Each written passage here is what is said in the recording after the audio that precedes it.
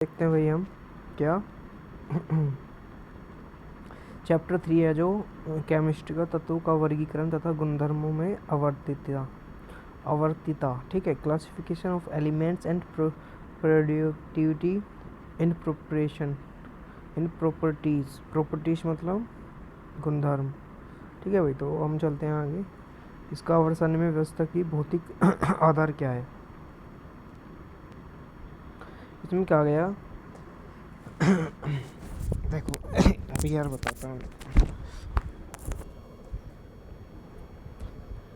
इसमें कहा आवर्त सारणी में व्यवस्था का भौतिक, पढ़ लो पहले, तुम पूरा पढ़ लिया।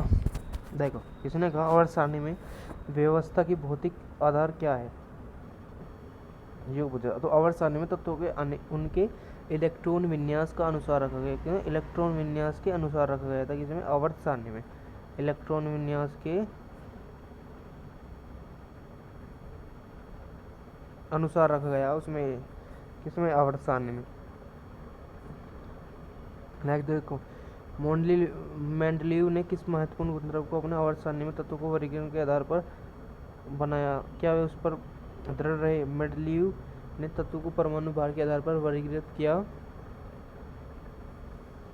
तत्वों के क्षेत्रीय पंक्तियों के और ऊर्ध्वाधर स्तंभों में रखकर वर्गीकृत किया। समान गुणधर्म के तत्वों के ही समूह में आते हैं। ठीक है भाई मेंडल के आवर्त नियम और आधुनिक आवर्त नियम के मौलिक अंतर क्या है भाई, ये बताना। मेंडल के आवर्त सारणी नियम परमाणु भार पर आधारित है, उन आधुनिक आवर्त नियम पर परमाणु संख्या पर आधारित है। ठीक है भाई, ये देख लो, जो आधुनिक है वो परमाणु संख्या पर आधारित है और जो परमाणु भार पर आधारित है। ठीक है, आवर्त नियम।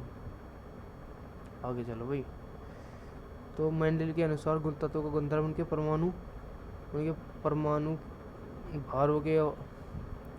भारों के आवर्ती फलन होता है, जबकि आधुनिक आवर्त नियम के अनुसार तत्वों के भौतिक तथा रासायनिक गुणधर्म उनके परमाणु क्रमांकों के आवर्ती फलन होता है। ठीक है, ये वाला हो गया। आगे क्वांटम संख्या के आधार पर यह सिद्ध कीजिए कि आवर्त सारणी में छठवें आवर्त में 32 तत्व होने चाहिए। ठीक है, तो n बराबर कितना, 6 हो गया। छठवे ना, n क्या है हमारा छठवा, और l क्या होगा हमारा कक्षों जो तब 0 1 2 3 4 5, तो इसमें क्या है 6 हो गया, 1 2 3 4 5 6। तो कक्षों का ऊर्जा स्तर क्या है, 6s 4f 5d 6p, इसका ऊर्जा स्तर हो गया। और कुल कक्षों की संख्या 10 होगी। S1 P3 D5 7 है। किसी कक्षा में अधिक से अधिक 2 इलेक्ट्रॉन होते हैं, अतः छठवें कक्षा में 32 इलेक्ट्रॉन होते हैं। देखो भाई, इन्हें तो तुम लिख लो, मैंने का बोलते चल रहा क्योंकि जल्दी बनाना है इसका पूरा, तो मैं दे दूंगा इसी। तो आवर्त और वेग के पदों में ये बताइए कि z बराबर 14 कहाँ स्थिर होता है। जो इम्पोर्टेंट होगा वो बताऊंगा। ठीक है, और तुम इसमें स्क्रीनशॉट खींच लो।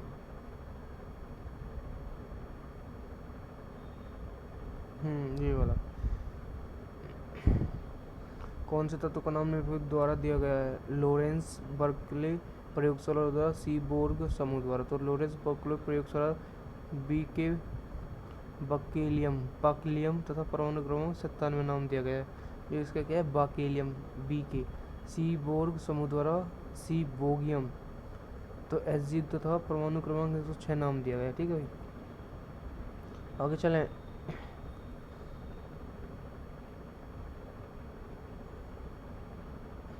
जो परमाणु त्रिज्या और आयनिक त्रिज्या से आप क्या समझते हैं। परमाणु त्रिज्या क्या, धातु में जैसे क्लोरीन का परमाणु त्रिज्या सहसंयोजक त्रिज्या होती है, जो क्लोरीन में सहसंयोजक त्रिज्या होती है। परमाणु के बीच संबंध की आधी होती है, और क्लोरीन जैसे संबंध दूरी 198 pm होता है। ठीक है, मीटर। परमाणु में सहसंयोजक त्रिज्या 198/2, तो पिकोमीटर इज इक्वल टू कितना आ जाएगा, 99 पिकोमीटर। ठीक है भाई, और धातु के परमाणु त्रिज्या वास्तव में धातु की त्रिज्या होती है, जितना भी और बाहत्तम इलेक्ट्रॉन के मध्य की दूरी की आधी होती है। जैसे कॉपर परमाणु के मध्य दूरी 256 पिकोमीटर होती है, तो धातु की त्रिज्या 128 है। ये वाला कर लेना। हाँ, ये भी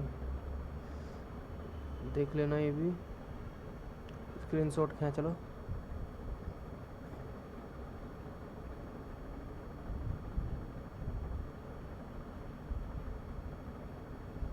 ये भी इतना नहीं है, पर आ जाते हैं एक दो नंबर में।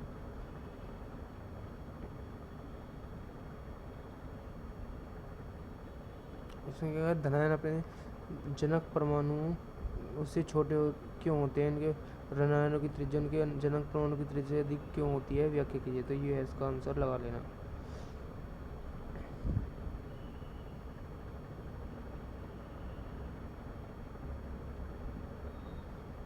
जो जो इम्पोर्टेंट है बस वही दूंगा। ये इम्पोर्टेंट है भाई।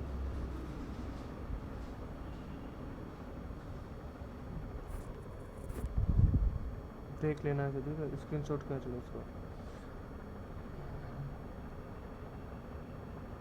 ये भी आप इस तथ्य को व्याख्या कीजिए इस प्रकार की सोडियम का प्रथम आयनन एंथैल्पी मैग्नीशियम की प्रथम आयनन एंथैल्पी से कम है, किंतु इसकी द्वितीय आयनन एंथैल्पी मैग्नीशियम की द्वितीय आयनन एंथैल्पी से अधिक है। तो दोनों में प्रथम इलेक्ट्रॉन 3p कक्षक से मुक्त कराए जाते हैं, परंतु सोडियम नाभिकीय आवेश मैग्नीशियम से कम होता है, इसलिए ऊर्जा मैग्नीशियम में कम है, से कम है। जैसे देखो, जो देखा सोडियम की और मैग्नीशियम की compare 1s2 2s2 2p6 3s1, और इसकी एंथैल्पी करा सोडियम प्लस तो 1s2 2s2 2p6 और 1s2 2p6 2p6 3s2, इसके अंतर मैग्नीशियम 2s1। तो इसका क्या है, ये ऐसा है। ठीक है भाई, हो गया। चलो इसका तो आगे क्या कहा, एक इलेक्ट्रॉन की सोडियम परमाणु के इलेक्ट्रॉन विन्यास Na plus 1s2 2s2 2p6 है। ये इलेक्ट्रॉन विन्यास आदर्श गैसों के समान है, यहाँ से दूसरा इलेक्ट्रॉन मुक्त करना आसान नहीं होता। ठीक है भाई, ये हो गया। तो मैग्नीशियम में एक इलेक्ट्रॉन मुक्त होने के बाद इलेक्ट्रॉन विन्यास जो क्या रहता है, ये रहता है 1s2 2s2 2p6 3s1 है। जो 3s कक्षक के द्वारा इलेक्ट्रॉन आसानी से हटाए जा सकते हैं। तो अतः क्या कहा, अतः सोडियम की आयनन एंथैल्पी ऊर्जा mg की आयनन एंथैल्पी ऊर्जा से अधिक होता है। ठीक है भाई, ये भी लगा लेना, स्क्रीनशॉट खींच ले भाई। वर्ग 13 के तत्व को प्रथम आयनन एंथैल्पी के मान kg प्रति मोल इस प्रकार है। ठीक है, इसे भी कर लेना। नहीं नहीं है। ये वाला कर लेना भाई। युग्म में किसी इलेक्ट्रॉन की एंथैल्पी अधिक ऋणात्मक होगी उसे ऑक्सीजन की तुलना में, यो इतना इतना कर लेना। ठीक है, देख लेना, इससे भी ये भी आ जाएगा, ये नहीं आएगा।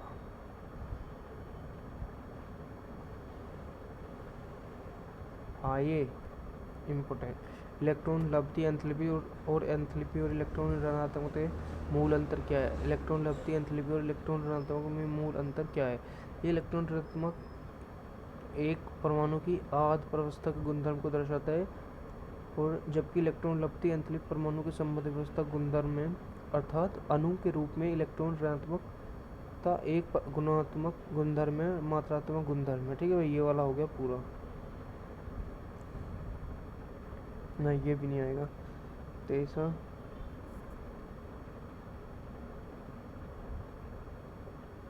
हाँ, ये भी थोड़ा थोड़ा है।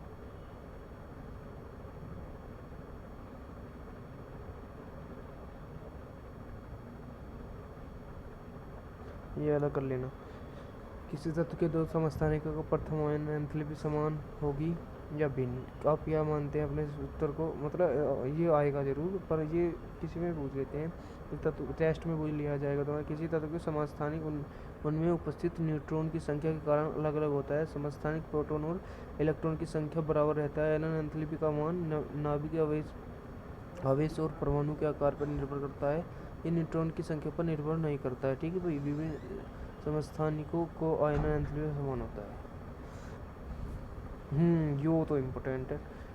धातु और अधातु में मुख्य अंतर क्या है भाई, यो तो तुम्हारे पे देखो आना चाहिए, यो तो आना चाहिए भाई तुम्हारे पे देखो। तो क्या है बता देता हूँ, धातु एंड अधातु।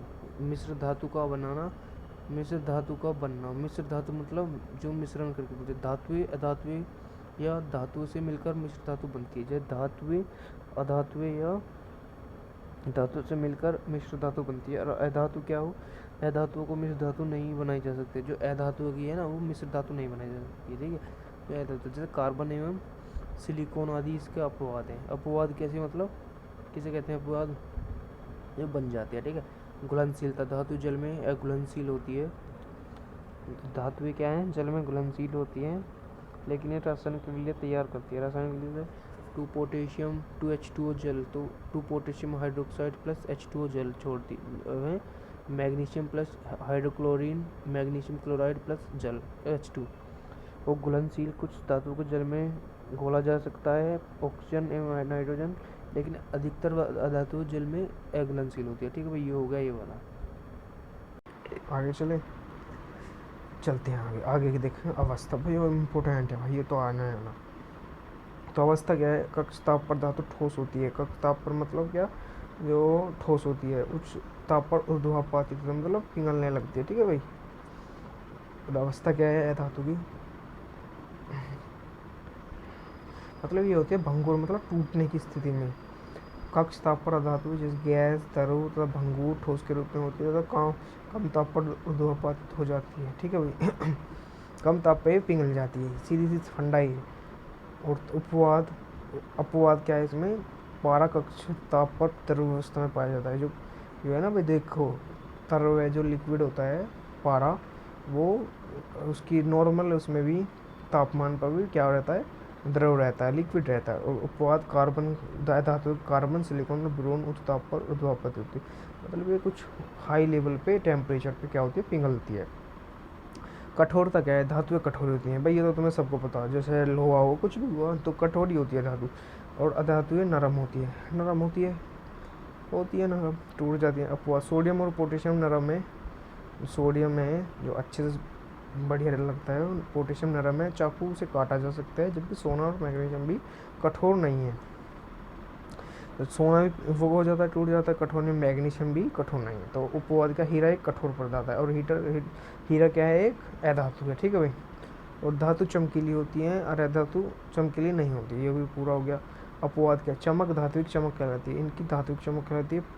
पोलिक क्या जा सकता है, मतलब इन्हें पोलिक का मतलब पॉलिश किया जा सकता है, ठीक है। ओरिन इसमें कहा गया, आयोडीन और ग्रेफाइट चमक रखते हैं, चमक का हो गया, ठीक है। अपवाद देख लिया हमने।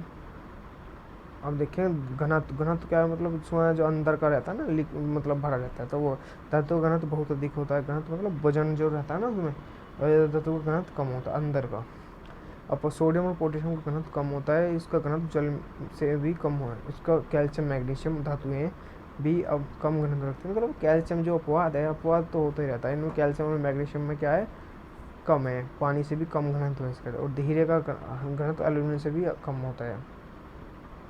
क्वथनांक और गलनांक, क्वथनांक मतलब और गलनांक क्या होता है, पिघलना और मेल्टिंग पॉइंट और फ्रीजिंग पॉइंट, ठीक है भाई। क्वथनांक और गलनांक, गलनांक मेल्टिंग पॉइंट और क्वथनांक फ्रीजिंग पॉइंट। तो धातु का क्वथनांक और गलनांक अधिक उच्च होता है, मतलब इनका उच्च होता है और इनका लो रहता है, धातु को कम होता है, ठीक है। ये तो सीधे है। सोडियम और पोटेशियम क्वथनांक और गलनांक कम होता है।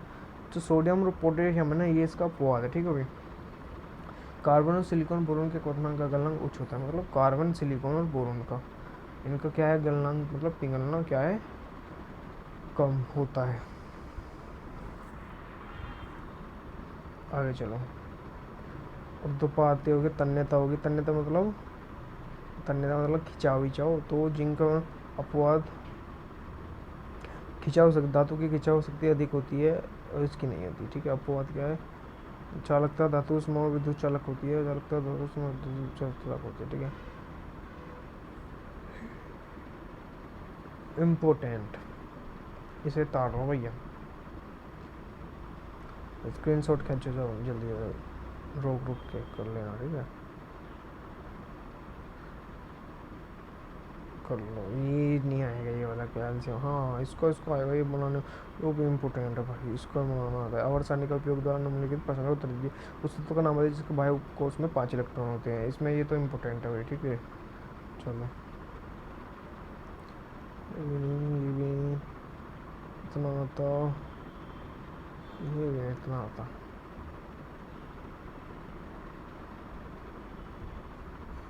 एक अद्धा आ जाता है यार इस वाले में, एक एक दो।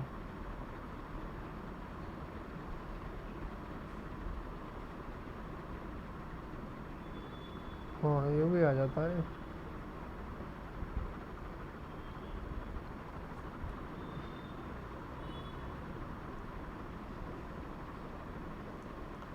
तो हो गया है तुम्हारा पूरा। इसकी मैं एक बार वो कर देता हूँ, जो तुम फोटो खींचो, ठीक है भाई, खींच लेना फोटो।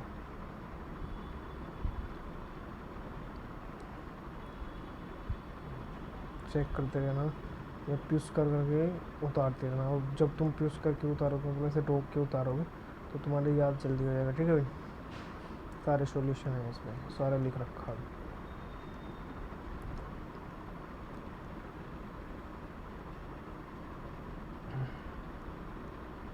तो ठीक है भाई, चलो मिलते हैं कल वीडियो में।